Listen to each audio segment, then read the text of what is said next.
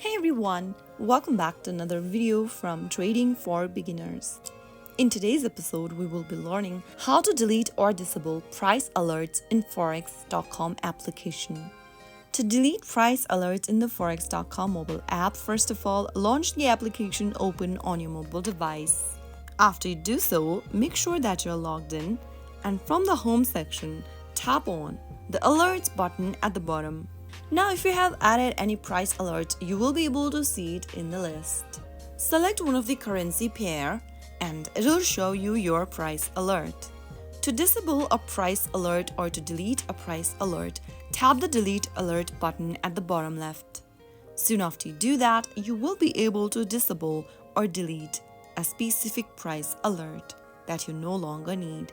That's how it's easily done. I hope you found the video helpful. If you did, make sure to give us a thumbs up. Don't forget to subscribe to Trading for Beginners for more tutorials like this. I will see you again in the next video. Thank you for watching.